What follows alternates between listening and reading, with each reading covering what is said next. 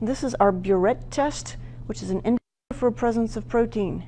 We start with sodium hydroxide, and notice we have this beaker full of 1% protein solution here.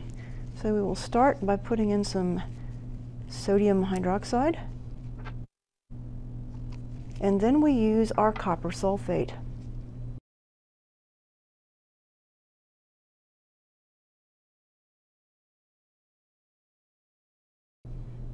And we can see it's changed to this kind of pinkish purple color. You might be able to see a little bit better over here. So we see a pinkish purple color there, and that indicates the presence of short polypeptide chains. If this were to be longer proteins, it would be a darker purple violet color. For the next test, we're going to look at an indicator for starch, which is iodine potassium iodide, sometimes also known as Lugol solution.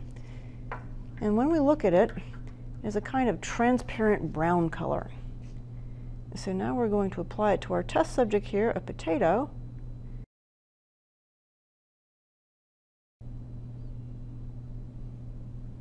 And we can see here that the solution is already beginning to turn sort of a dark blue-black color. So when it reacts with the starch in the potato, it will turn this blue-black color here. Here you can see the dark blue-black edges where the iodine has reacted with the starch in the potato.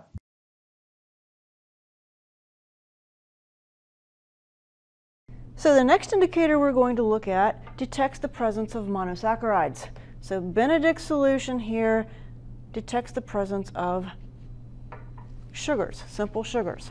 So we're going to take our Sprite here, and the second ingredient in Sprite is high fructose corn syrup. And fructose is a monomer, is a type of sugar. And we'll just put our Sprite in our test tube, and then we'll put our Benedict solution in there, which starts off as this transparent blue color. Now Benedict's takes an extra step of heating. So in order to make this reaction run, to see the change, we will have to heat the solution. So we will put the Benedict solution in here, and that's going to turn our Sprite this kind of bluish color. And now we will put it in a hot water bath, and we will let it sit in the hot water. And if there are monosaccharides in here, it will change depending on the amount of monosaccharide. It'll change to green, then yellow, bright orange, and even to red. So what we need to do now is just wait for the reaction to run.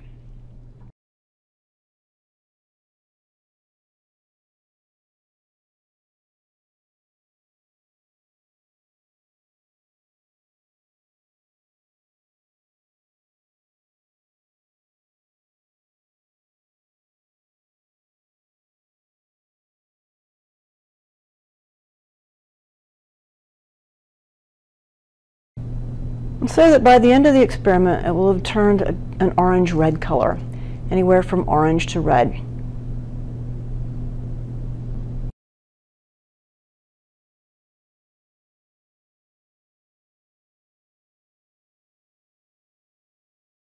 Last but not least, we have a test for lipid. Now there's several tests for lipids, including Sudan-4, which we could use, but we're going to use a much simpler test here and simply use some brown paper.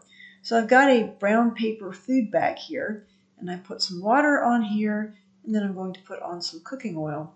And then we will wait and see what happens after about 10 minutes to the oil spot versus the water spot. And we'll see that the oil is absorbed by the paper, whereas the water is not. The water will eventually just vaporize away and not leave any spot at all, whereas the oil will leave a fairly prevalent spot that you can see and will remain in the paper. So after several minutes, the water spot is gone and the oil spot remains.